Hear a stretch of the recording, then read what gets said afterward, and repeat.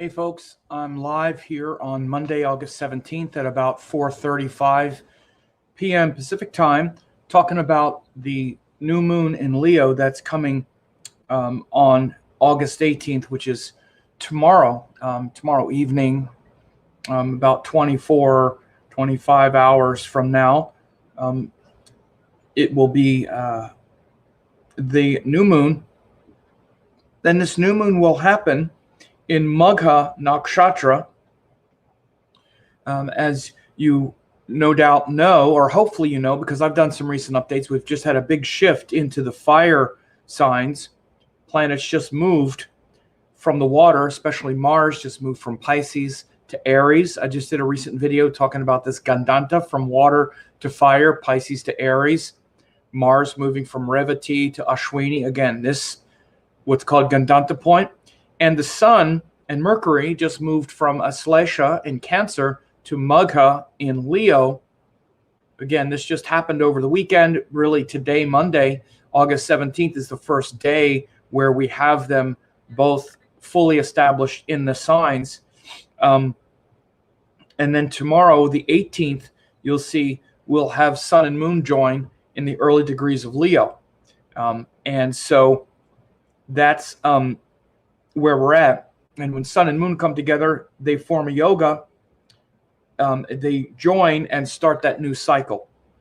So you see scrolling on the bottom here, this banner that says nodes in Taurus and Scorpio.com. Again, for those of you who haven't taken me up on the offer yet, you can go to that website and learn about your nodal axis for the next couple years, because what's going to happen is the nodes are going to change signs, and they're going to move into that axis in the next month or so. You see Rahu is here in Gemini, and it's about to move into Taurus.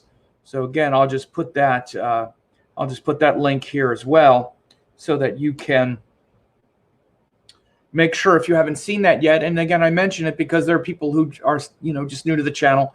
Go and check that out. If you click that link, it's free to just go and learn about the nodes in Taurus and Scorpio for your sign over the next year and a half, starting in the middle of September. That's going to be really important shift for you to be aware of. The other thing I want to let people know about, again, before I get into the forecast here, is something else. I recently taught 4 courses quite recently, and those courses were at a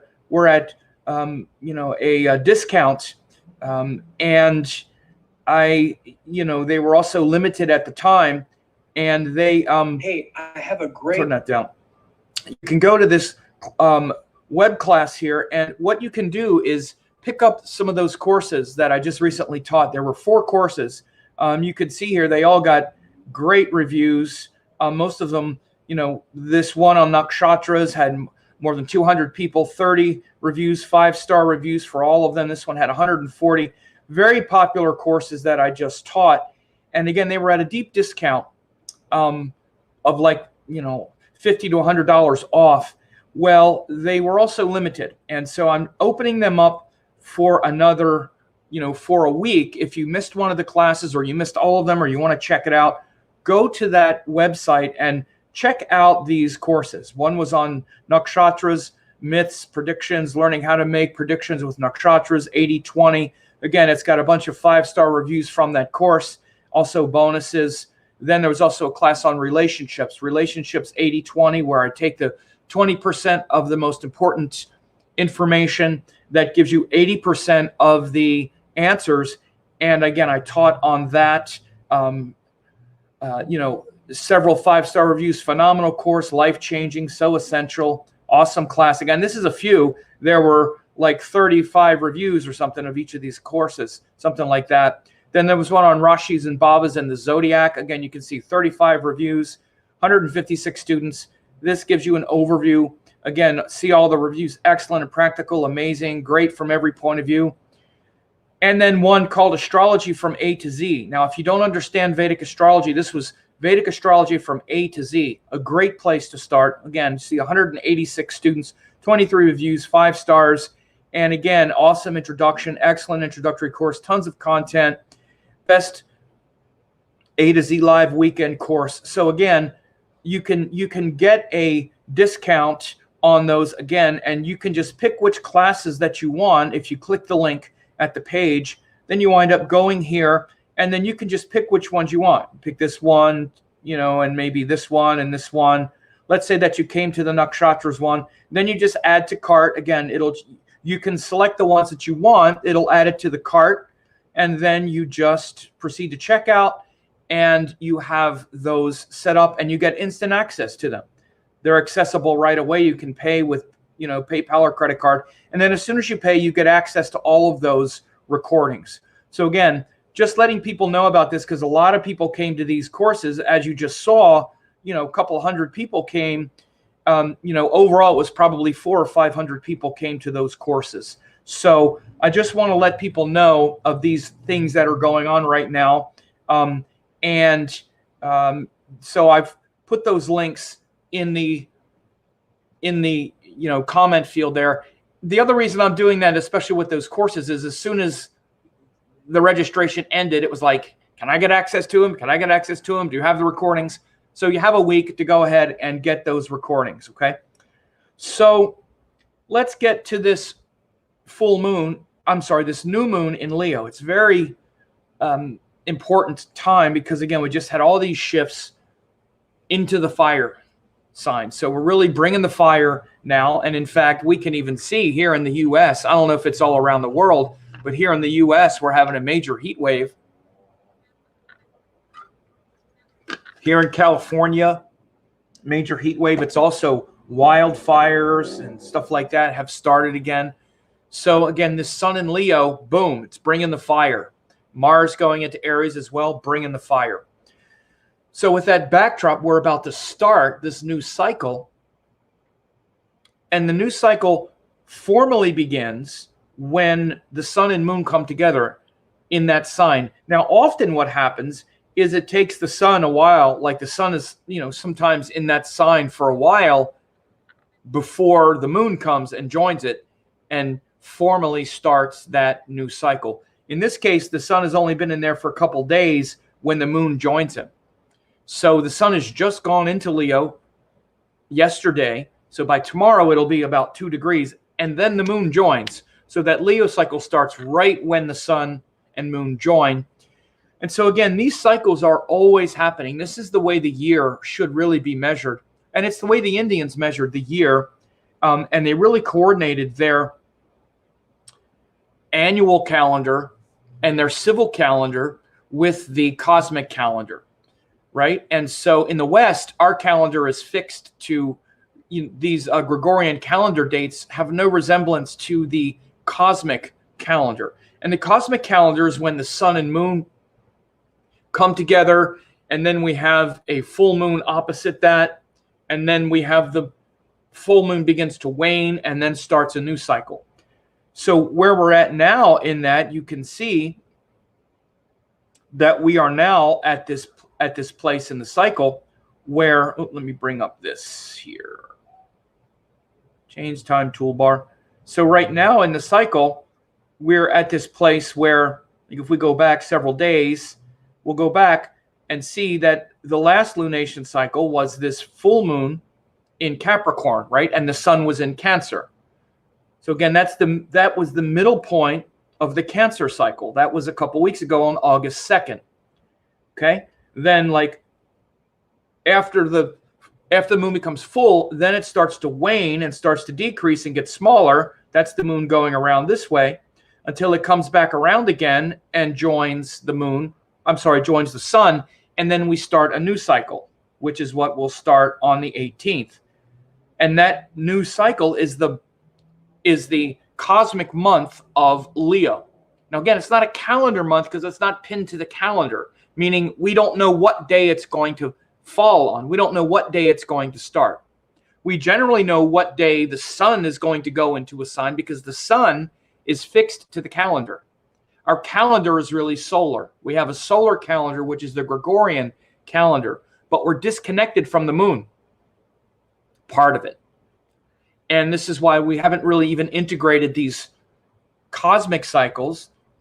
Consequently, it's also very reminiscent and reflective of our patriarchal society and world. And again, in India, they do use a Gregorian calendar as well, a masculine calendar, a solar calendar, which is really related to the sun. But they also use the lunar calendar, which is where all their holidays, all of their celebrations in India are timed to lunar days, lunation, what are called tithis. So again, the full moon is what's called Purnima. The new moon is called Amavasya, or the beginning. But then you also have other tithis like Chaturthi, where you celebrate Ganesh Chaturthi, Krishna Janmashtami, because Krishna was born on the 8th lunar day. That's his birthday. Janma Ashtami. Ashtami it means 8th lunar day, birth 8th day. And again, so you have all of these days in India that are timed not just to the solar month, but the tithi, or the lunar phase within that solar period. This is why we also have many different birthdays in Indian astrology. You have a nakshatra birthday, you have a tithi pravesh birthday, you have the literal like Gregorian calendar solar day. So again, the way we're marking time in this world is very is quite tricky. So we have to be aware of that. I do see Sweeta Ali said, I bought those, which I assume means the courses. You said, but I haven't listened to them. Well, listen to them. You should listen. And you should pick them all up because they're all great to study. So she's talking about the courses that I mentioned before, where you can get a discount on those 4 courses that I gave. So anyway, but we're talking about this new cycle, this new moon in Leo. Again, it's like the sperm meeting the egg. The sperm is like the sun and the egg is like the moon. That's what the new cycle is. And so we analyze that new cycle to see what's going on at that moment. And so really the moment that we have the new moon here, it's happening right here at this point on here in San Diego in the Pacific time zone tomorrow at like 7:49 p.m., right? So wherever you are in the world, that's when it's going to happen. So tomorrow is really that Amavasya day, that 15th lunar day. In fact, we're probably in Amavasya right now, which is that last lunar day while it's the darkest. So you might be feeling kind of drained the last couple of days, feeling kind of tired today. It's because the moon is very depleted, and the moon is really the part of your consciousness that's sort of dialed into feeling alive. Like, okay, I'm alive and I'm full of my identity and my, feelings and all that. That's why on full moons, we're very full of our emotional self. We're very charged up about what we feel about things, and we have that strong feeling of being alive. When the moon is dark, like it is today, we feel kind of drained. Maybe you've been sleeping a lot the last couple days, particularly with that Gandanta and those planets changing signs, maybe quite a bit. So again, today and into tomorrow, for much of the day tomorrow, again, it'll still be that kind of drained feeling, but it's also a fiery feeling. It's like this fire of enthusiasm. This fiery enthusiasm is upon us. And for the next 30 days or so, we're going to be living that Leo lesson. Now, I just did a big update on Leo and the sun in Leo that you should watch because that really talks about a lot of these same themes. I'm not going to repeat all the themes because I just talked about it a couple days ago. So go watch the video that I did on the sun in Leo.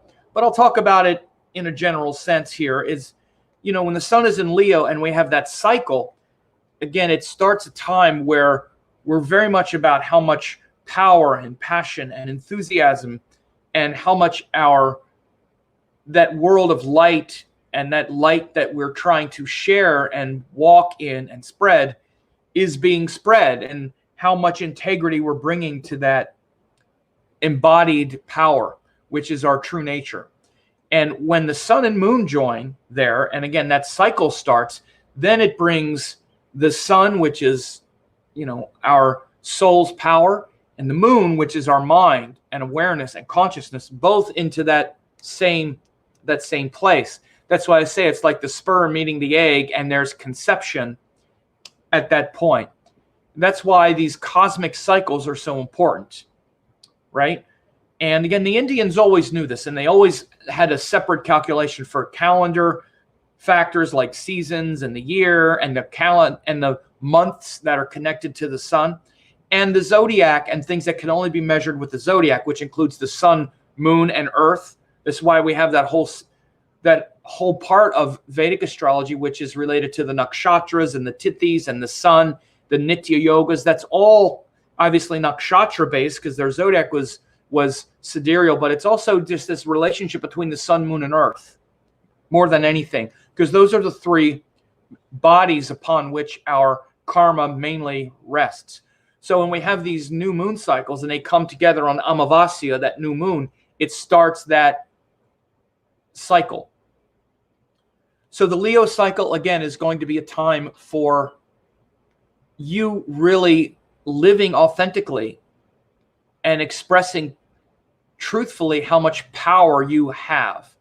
And the power you have, how you use that power. Do you use that power wisely? Does that power become something that maybe at times you abuse or you exploit others with the power you have? This whole thing, this whole issue of power is a big one because we all want to be powerful. Some people have a real hard time with their power. They are nervous about their power. They're afraid of their power. And consequently, when people do that, they're jealous of other people's power. They might find another way to say it, but that's what it is. And they also will tend to abuse the power they do have because they'll be very aware of who is more powerful than them. And they'll be kind of like intimidated, and they'll sort of get into weird conflicts with those who they perceive are more powerful with them. They'll challenge them. And, because they're coming from a place of insecurity about their own power and confidence. And at the same time, they'll tend to over-express or assert the power they have over others. So notice this about yourself, right? People who don't feel empowered and they have an issue with it and they lack confidence, or they don't feel comfortable with the sacrifices they make in order to use their power wisely. Because using your power wisely means you make sacrifices. And if you feel like those sacrifices are minimizing your stature or your status or something, then you might resent those people who you're sacrificing for. For example, like a father who has to go to work to feed his family or whatever, but he resents it. And the sacrifices he makes feels like it comes at the expense of his own glory or his own power. I'm not judging it, by the way. I didn't have kids because I just wanted to be all about me. So I'll be honest about that. I've always been looking for my own identity. And so, I was actually raised by, my father. I think that was a big part of his problem and his frustration. This is why he took a lot of his frustration out on his kids and his wife, because he was actually a very smart man, very, in his own way, sort of brilliant for being a humble man who wasn't well educated. I mean, he didn't go to college. He was very creative. He was quite intelligent, very perceptive, very curious, interested, and extremely frustrated. He lived at a time when you got married like a few years out of high school, and then, it was acceptable to like beat your wife or do all these other kinds of things in the early 60s when my parents were married. But a lot of his biggest problems revolved around not having confidence, not feeling powerful. And he took a lot of that frustration out on others, and he perpetually didn't feel powerful. He perpetually felt mistreated and abused. His relationship with his father was still somewhat childish. And so his relationship with his own power was not very good. He was dominated by his father, and so then he dominated his kids. until he couldn't any longer. And then he just felt guilty about it. And all these other, again, it was just a lot of stuff. This is a kind of typical circle. When we don't understand our relationship to power, and we don't know how to be powerful, or we don't feel powerful within ourselves, and we haven't confronted those structures of power that we feel are dominating us. Usually it first comes in the form of like parents or parental structures. Then we learn a relationship with, larger power structures like governments or jobs or whatever it might be. But if we just feel unempowered, then this time of Leo, this Leo time, is going to be hurtful. This is where we're going to really feel it. And of course, it's for those, however empowered you do feel, those who are living a life where there's a lot of empowerment, they will be able to, slide more easily into their mission and vision and purpose, and have the confidence to put out there what they want to put out there. And again, putting it out there is very much that Leo nature. The king is putting out the message of the kingdom. So you're a king of your kingdom, but how is the kingdom running? Are you really putting out the message that you want? Or is the message and your voice and your power, your real power, drowned out by other structures that are bigger than you, and that doesn't allow you to get your message out? These are important questions that you'll be asking for the next couple months. And this, for the next month or so. And again, the opposition point, the opposite point here, again, we have the new moon comes together here in Leo, and it's in Magha Nakshatra. I'll talk about Magha in a bit. But then if we move it forward, we'll see that the moon will be getting brighter and brighter and brighter until we have the full moon in Aquarius, Shatabishak. It'll be here in Shatabishak. We'll have that full moon. So then again, we start with Leo, which is the individual, the individuality. How much am I sharing my light? How much is my power invigorating my kingdom and the people I know, and bringing the light that, my unique light, the light that I'm here to share, Like, I'm here to share my light, but I'm not here to share anyone else's light, because I don't know what that is. I have to follow my light that feels authentic within me. And again, the closer we get to our authentic light and power, the harder it gets to share it on some level, because what if I try to share my light and that thing that's so precious to me, and it doesn't work and nobody wants to hear it, and I fail? Then what? You see, this is the real kind of insidious quality here, because as long as I'm sort of excuse my language, but half-assed sharing somebody else's light or somebody else's vision, or let's say working at some job where I'm not really that inspired, as long as I'm sort of halfway doing that and sort of failing at that, if I'm failing at something like that, that's not even sincere, it's not as painful as failing at something that I've put my whole heart and soul into it. I want it so much. People are afraid to fail at that. It's bad enough to fail at something that I'm not really half involved in, but what if I'm really involved in it and that fails? Then what am I going to have to look forward to? So you see, what happens is people often have that light and that real power and that real vision in themselves. It's kind of tucked away in some little special place on the shelf that, oh, one day I'm going to do that. One day I'll do that. One day I'll do that. And they never do it.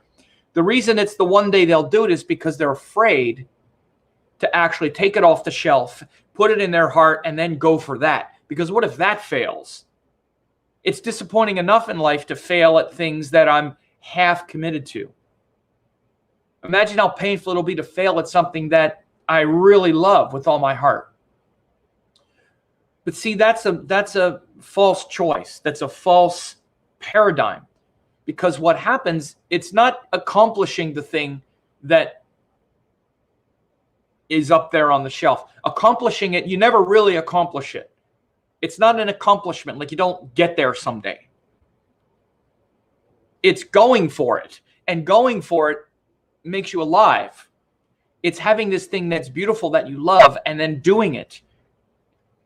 Whether you fail or not, again, the failing or the disappointment, that's all ego. That's all ego. And you might hear me talk about how the sun is here to elevate our ego. That's how he does it.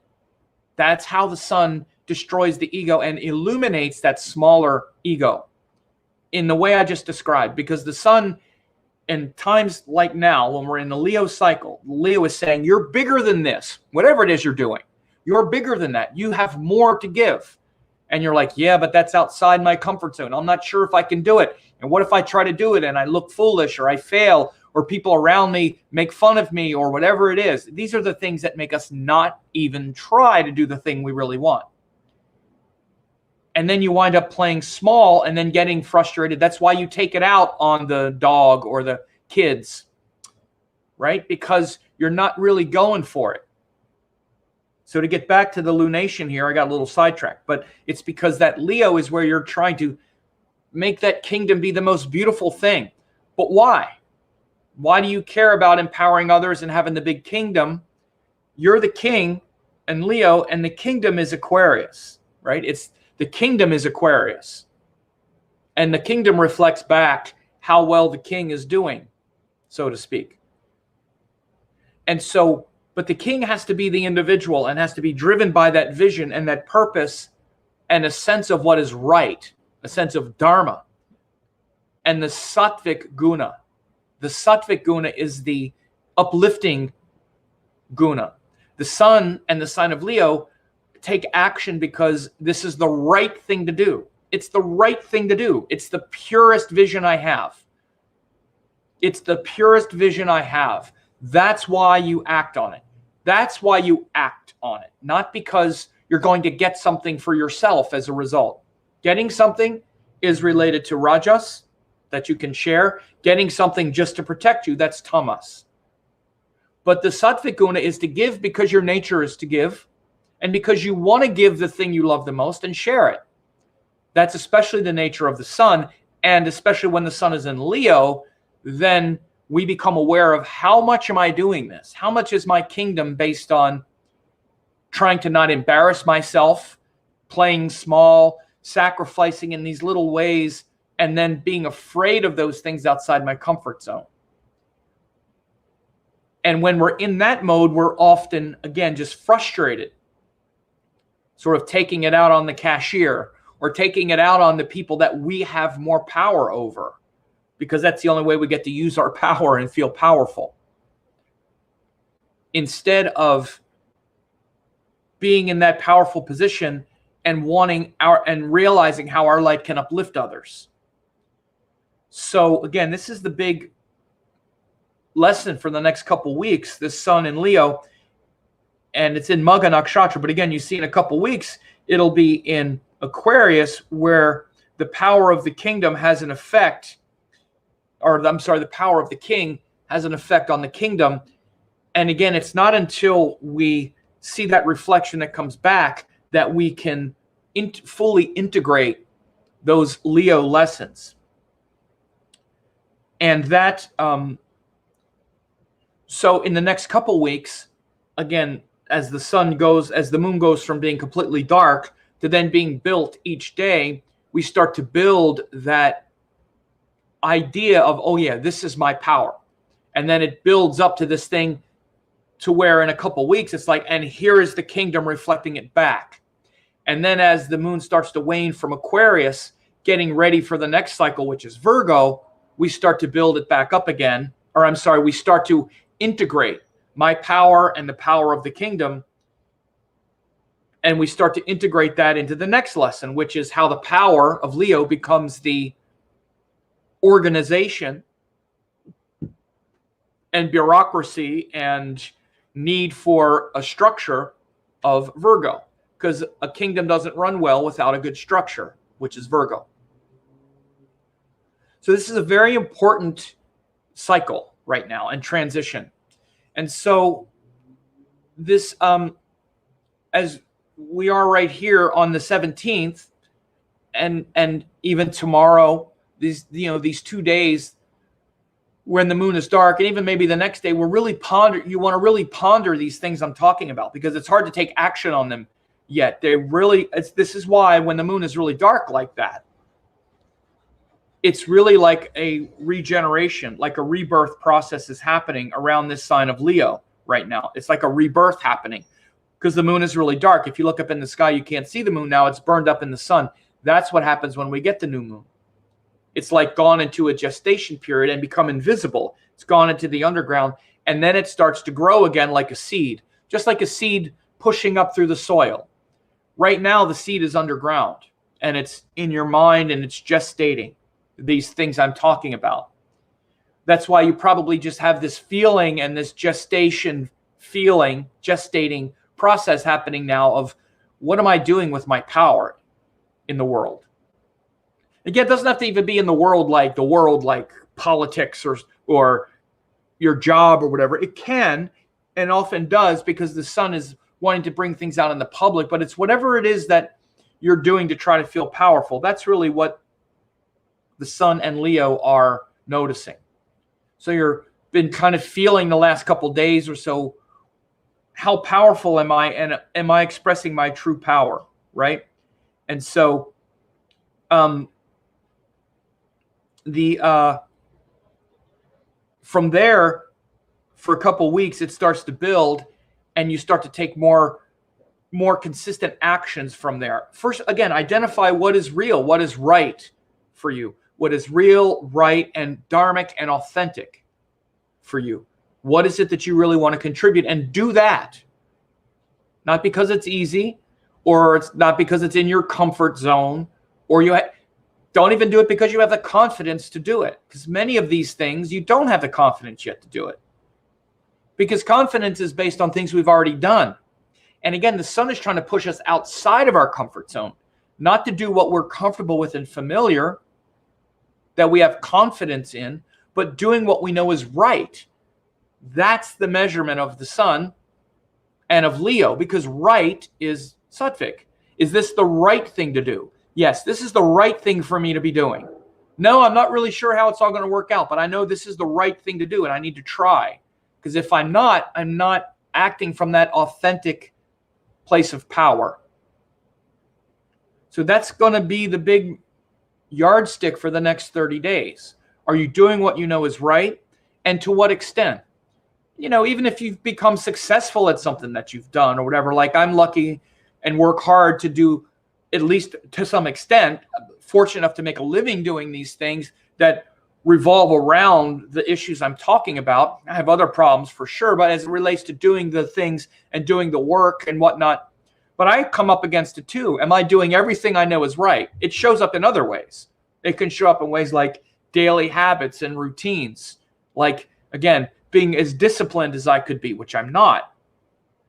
This Mars in Aries also, with all that fire up here, is also making it so right now is really a time of being disciplined on all levels. But the sun in Leo is also a big part of that, because it also shows your vitality and your energy in the physical body as well, which gives you the confidence to do those things that you know are right, even if you're not sure how they're going to work out. So, but even in business, like with myself, there's the next level of things that sometimes I don't do because I'm like, well, I'm not sure if I could do that. Again, acting from that place of authentic power and what you know is right is the most important thing that you're learning. Now, it's in the nakshatra of Magha, like I said at the beginning. Let me take a little drink here. It's hot. I can't believe I'm about to go play tennis tonight. Should be fun. 6 o'clock. All right. So, but this nakshatra here of Magha is ruled by the king. He's the king, and it's ruled by the king sitting on the throne.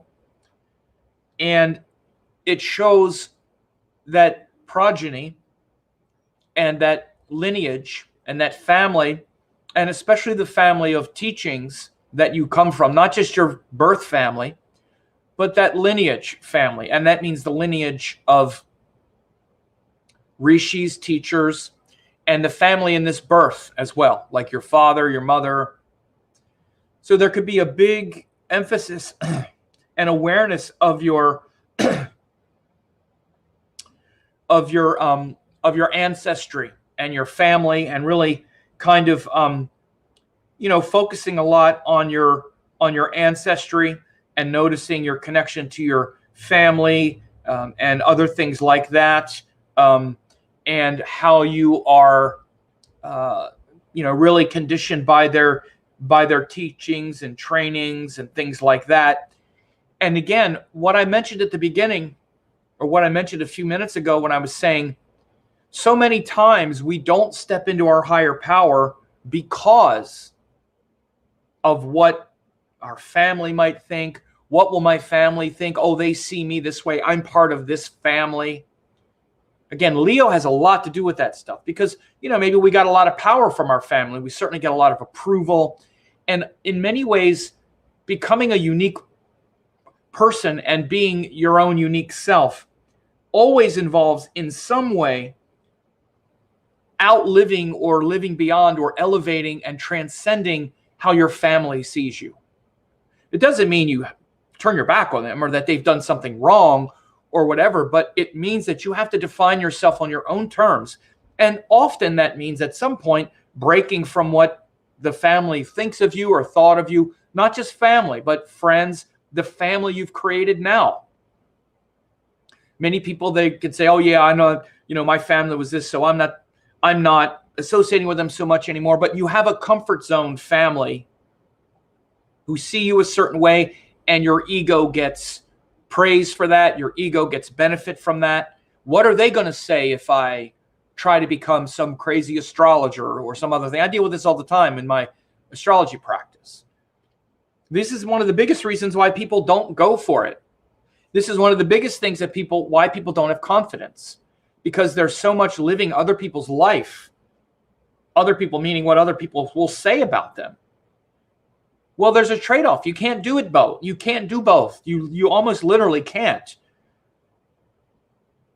And it's also an excuse, because it's also, if somebody were threatening to take away the thing you love the most, like let's say your children, let's say you have children and you wanted to do something with your children, but your family, let's say this family member that you love so much, who you put so much of your identity into, you found out they were abusing your child. How would that switch it? Would you still listen to what that person said? No, you'd cut them off in a minute. You would say, it would be very hard, but we sacrifice our individuality for acceptance so much. And again, this is one of the reasons why Leo is so powerful. And the sun is a malefic. It's said to be a malefic because it will sacrifice those things and leave those things. And to other people, your sun might feel harsh, because your individuality and your growth and your power can be a threat to people who want to keep you in this box, maybe for their comfort, maybe so they can feel comfortable and so they don't have to show up bigger. They want to keep you small. Again, I'm not saying it's even intentional. Most of this stuff is unconscious stuff, and it might be to protect you. Well, don't get too crazy about that. It's not very practical to do this thing. And we listen to these things and we believe it. And we know that if we go against what our friends or family or our sort of circle of approval would say, that we're risking something. It's a risk. And so we often play nice and stay in our little box and not take a chance. Even if we don't do it that way, that's often our excuse. But again, all of these things that I'm talking about, the sun part of you wants to just chuck it, burn it all up and say, screw it. What's the worst thing that's going to happen if I step up and express this thing that I love? The worst thing that'll happen is I'll be able to express this beautiful thing. Let's say if it's something in public, like a public class or a public, like if you're creative. I played music for a long time. There's always a fear of putting it out there. I played my own original music. Again, this is a good example. It's one thing to get up and play in a cover band of a bunch of blues songs or a bunch of songs that other people wrote and you're playing and nobody likes the band. Okay, nobody wants that. But it's very different to take your own material, your own songs, go out there and play them, and then have everybody hate it. That's a whole different level of risk, right? Because now I wrote, now you're booing me, right? But again, this is the ego attached to its own identity. It's like, why are you doing it then? Why are you writing the songs? Why are you putting it out there? For other people's approval, or because it's your nature? And is that the highest good that you have to put out? And why? What are you doing here? And again, the sun part is the part that examines this. And Leo, things get under this intense examination. When planets are in Leo, they all go under this intense examination and scrutiny, where they examine and they get brought into the light, the pressure of the light, and literally even like the pressure of the spotlight. They feel like they want to put out there and do it, but then when we do it, all kinds of stuff comes into play. You know, one of the things about Leo as a sign, it's often, you know, said that it's, you know, that they could be show-offy or bossy. These are Western astrology more than Vedic, but it's still the same where, you know, Leo can have a big persona and want attention and all, but it's also very much the shadow side of that. Big shadow sides. They could be some of the most insecure as far as people are concerned, like someone with a Leo ascendant or a bunch of planets in Leo, excuse me. It can also be some of the most insecure because the whole focus is on me and how powerful I feel, how powerful I am. And so, again, you have a lot of those shadow abuses of power. Literally, it's ruled by the sun, which brings the light and the shadow. We talk about shadow all the time. Now everything is the shadow. Well, not much more shadowy than Leo and the sun, because that's where all the light comes from. And they say, as you know, the brighter the light, the darker the shadow. So there's all kinds of stuff around this axis, this Leo-Aquarius axis. Many times we're in this, I'm the powerful one, I'm the servant. You'll see Leos go back and forth between, if they think you're more powerful, like a person with a lot of Leo energy, if they think you're if they think you're more powerful, then they almost automatically become like kind of a servant. And you're like, no, don't be a servant. But they're a servant until they're ready to fight with you and try to dethrone you. So it can be these wild swings between I'm nothing, I'm everything, right? And so talking about this nakshatra Magha, to get back to it, it's related to the ancestors and those who are around you, like your comfort zone, your family, those who gave you the power that you inherited, but also the great teachings that can connect with that Rishi tradition, particularly, you know, these Indian teachings are so profound, and we understand because in the Indian world and in Indian energetics, we're not just this one lifetime. We're connected to a lineage that's not just our birth family, but back into the mists of time. And so this is a great time, this new moon in Leo, to really connect with authentic wisdom that comes right from the rishis, right from the sages. And it's a great time to study again and ponder and study great teachings like from the Jyotish tradition and the yoga tradition, the great Maharishi Patanjali, Maharishi Parashara, these great dharmic teachings from the rishis, from the Pitris or the divine ancestors. And, you know, again, to that end, just real quick, because some people just jumped on, you know, I did recently do courses where, and these courses were deeply discounted, and I'm offering a discount on them now that you can get. These were 4 classes. One was on relationships, 80-20. One was on nakshatras, myths and connections, Rashi's rulers, the holistic zodiac, Vedic astrology from A to Z. I had the discount down to $59. They're normally like $97, but when I did them not too long ago, as you see, they were all really well attended. 200 students, 140 students. You see all these reviews. If you click that link and you go there, you can get a discount this week. And again, these were really popular. A lot of people got one or two of them. There was more than 400 people that wound up coming to at least one. Many people came to several of the courses. But again, you can go here, and then you also get a bonus class here in this Nakshatra course. As you see, all these 5-star reviews, comprehensive, in-depth about the nakshatras, a thorough review of nakshatras, best course on nakshatras. So again, if you click there, you can just register, and you go to the page, and you can just select the ones that you want. You can get these, then you add to cart, and you can then just check out, and from there, it's very easy. Oops, what do we have here? Cart totals, yeah. Well, this is added because I have this here. So if you do get that, you can just do this, and then you check out, and it's very easy. And you get instant access to any of these classes right now. You get instant access. Again, the relationship astrology course, so important. I go over masculine, feminine, synastry, counseling strategies, online, 80-20 emphasis. It's a certification weekend. Look, phenomenal course, life-changing, so essential, absolutely life-altering. So again, this is a special that I'm offering. And again, it's a great time to do it with this full moon. This new moon, Magha. Again, it really connects with the rishis, with the teachings.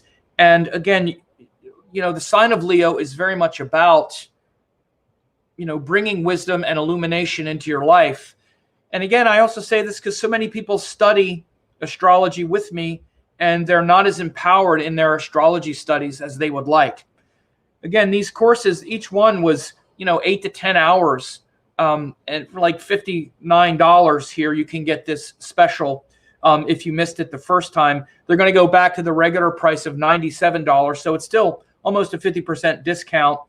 And again, this, astrology from A to Z, I went through the entire, history and culture of Vedic astrology, how it's organized, how to do readings, how to be professional, and how to do it. So again, this is something that I would love you to avail yourself of if you're a student, and if you're interested. Now is a good time to do that. And again, I say this because Leo is it's that sign of being uplifted, being inspired, and studying these pure teachings. Again, Magha, the Pitris and the divine ancestors, the Rishi tradition. That's what Rishi tradition means. It doesn't mean studying anything that a bunch of people made up. It's from the traditions of, the dharmic traditions. And certainly Jyotish is one of the best. And so our mind is really interested and desirous of these things now. And in the next 30 days or so, it'll be even more so as we go through the month. Now, again, a few last things just to look at with the chart. We can see that in addition to this over here, we have Mercury is also there, and Mercury is also in Magha right now. Mercury's moving pretty fast right now, but he's also in that same nakshatra of the Pitris, the divine ancestors. Again, when Mercury is in Magha, it's also a great time for us to learn, which is Mercury, be curious about these Rishi traditions, these dharmic teachings. We also have Mars up here. It's in the 9th house from Leo. Again, Mars is now in Aries. Again, very powerful in his own sign. We got 4 planets in its own sign, in their own signs for the next month. The Sun, Mars, Saturn in Capricorn, and Jupiter in Sagittarius. 4 planets in its own sign. Again, this is very auspicious because when planets are in their own signs, obviously they're very powerful to deliver the results. So it doesn't only show this connection to the light of the sun and this higher light that we're trying to connect with, but it also shows the courage, which is Mars, to really implement and put those teachings into practice with enthusiasm. It also shows the commitment and willingness to work hard and not just want things to be easy. Again, that's one of the great things of Saturn and of all things that we actually master in our life. We master it because we're not expecting that it's going to be easy. Oh, if it's too hard, then I just can't do it. No, Saturn gives us the capacity and the power to say, well, if it's hard, then I'll have to work hard, and appreciate working hard, feeling good about having something to work hard towards, to be committed towards, to be focused on. Saturn is given that focus for the next several years. So he's there in Capricorn, and Jupiter is in Sagittarius, where we're inspired. We're inspired to, again, learn higher teachings, higher wisdom, understand things in a higher sense, and not just be entertained by the trivial. We're very much about, this kind of short attention span in this world now. We have a lot of, we want things to be easy, and it doesn't really matter. It's like, oh, this person says that, this one says that. Who knows what's right? I don't know. I kind of believe it all, but I don't really know any of it. And again, everything seems just as authoritative as the next thing. We're so overstimulated. Jupiter and also the Sun and also Saturn are very interested in things being thorough, authoritative, dharmic, from good teachings, connected to the highest wisdom. And it's a great time to really recognize the difference between these great teachings and other teachings that aren't on that level. And again, that's not to insult any of the teachers. I really believe everyone's doing their best.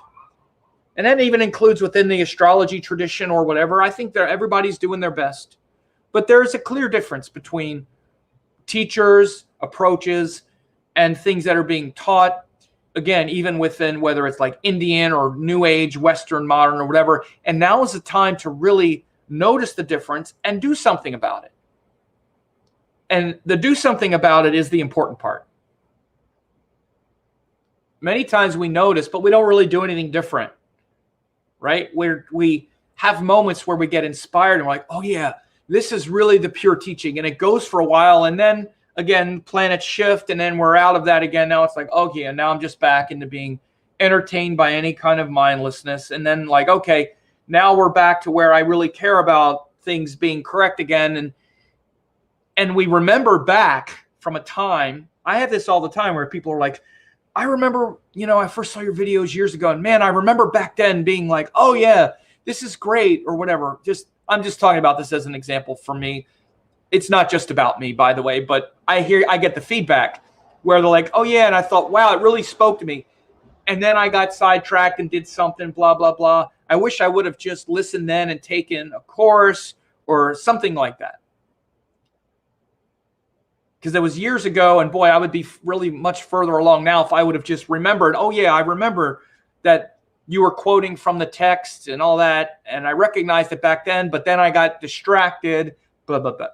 So that's one of the reasons why I even offer those courses and stuff. They're very inexpensive, a good way for you to just get some really powerful teaching. Again, go to the website and read the reviews and all that stuff, and then go to the original website and look at all those reviews, those 30-some reviews. It's all 5 stars. Pretty much everybody gave all the courses 5 stars.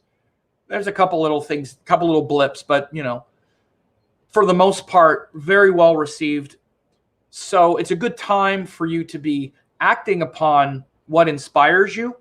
And again, when we're interacting with these dharmic teachings, they elevate all the other stuff I was talking about, which means all of that confidence that you're lacking, all of that confusion about what to be dedicated toward, all of that stuff about, I'm not sure. Again, when we're just interacting with the world in this Rajasic way, and with the media and news, and even trying to be inspired by astrology or other kinds of things, and it's all just kind of clunking around in our head, it's very hard to get any momentum towards something that's more inspirational.